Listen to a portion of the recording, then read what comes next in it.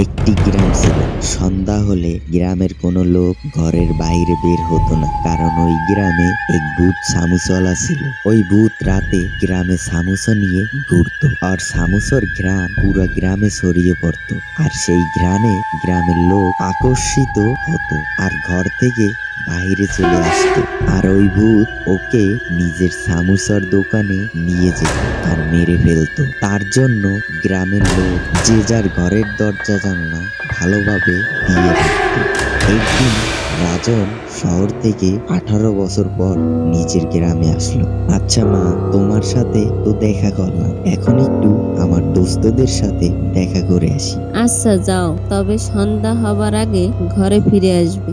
আচ্ছা মা, ঠিক আছে, আমি জলদি চলে আসব। রাজন তার দোস্তদের সাথে দেখা করতে চলে যায়। আরে রাজু, সিয়াম, তোমরা দুজন আমাকে চিনতে পেরেছো? আমি তোমাদের ছোটবেলার দোস্ত রাজন, যে শহরে পড়তে গেছিলাম। আরে দোস্ত, কত বছর পর তুই আসলি গ্রামে। আচ্ছা চল, আমাদের এত বছর পর দেখা, এই খুশিতে চলো একটু ঘুরে আসি। না না, আমরা যেতে পারবো না। কোনো কিছু হয়েছে? তোমরা দুজন ঘুরতে যাবার কথা শুনে এত ভয় কেন পাচ্ছ? কেন তুমি জানো না এই গ্রামে সন্ধ্যা হবার পরে ঘর থেকে কেউ বাইরে আসে না? কিন্তু কেন, কি হয়েছে? তুমি জানো না যে সন্ধ্যার পরে গ্রামের সামুসালা ভূত বের হয়, আর যে ওর সামনে সামুসার ঘ্রাণ শুকিয়ে তাকেই ও উঠিয়ে নিয়ে যায় আর তাদের মেরে ফেলে। মনে হয় তুমি ভূতের সম্পর্কে কিছু জানো না। শোনো, তুমি ও রাতের দরজা জানালা ভালোভাবে দিয়ে রেখো। চলো, অন্ধকার হয়ে আসছে। এটা বলে রাজু ও শ্যাম চলে যায়। এই দুইজন না কি কি কথা বলে, কোনো ভূত নাই, এরা দুজন মনে হয় আমাকে ভয় দেখাচ্ছে।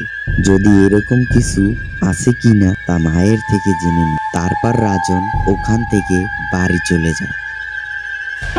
আজ আমি আমার বন্ধুদের সাথে দেখা করতে গেছিলাম। ওরা কি সব আজব আজব কথা বলছিল। কোন সামোসাওয়ালা ভূত আছে, এরকম কোনো কথা থাকলে আমাকে বলো না মা। এইসব বিষয়ে কাল কথা বলবো, এখন তুই শুয়ে পড় বাবা। তারপর রাজন নিজের রুমে ঘুমাতে চলে যায়। রাজন তার দোস্তদের কথার উপর বেশি বিশ্বাস করলো না। যখন ওরা ভূত সামুসাওয়ালার কথা বলছিল আরো জানালা খোলা রেখে শুয়ে পড়লো, আর রাতে ভূত সামুসাওয়ালা হাতে সামুসার প্লেট নিয়ে ঘুরতে থাকে। হা হা হা, ও গ্রামের লোক, একটু জানালা খুলে কেউ আমার দর্শন করে নাও।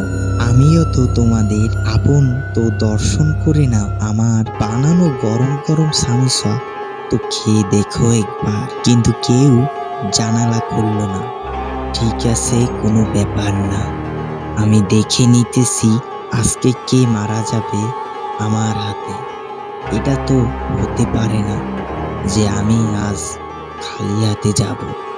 তখন ভূতের নজর রাজনের জানালার দিকে পড়ল, আর জানালা দিয়ে সামোসার ঘ্রাণ যেতেই থাকে, আর ঘ্রাণে রাজন আকর্ষিত হয়ে যায়। আর কি ঘ্রাণ, এই ঘ্রাণ তো সামোসার, এ তো ভালো ঘ্রাণ।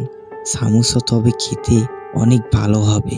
সামোসার ঘ্রাণে ঘ্রাণে রাজন ঘরের বাইরে চলে আসে, আর তখনই সামোসাওয়ালা রাজনকে উঠিয়ে নিয়ে যায় ওর সামোসার দোকানে। আমাকে মেরো না, আমার অনেক ভুল হয়ে গেছে। আমি আমার দোস্তদের কথা না শুনে জানালা খুলে ঘুমিয়েছিলাম।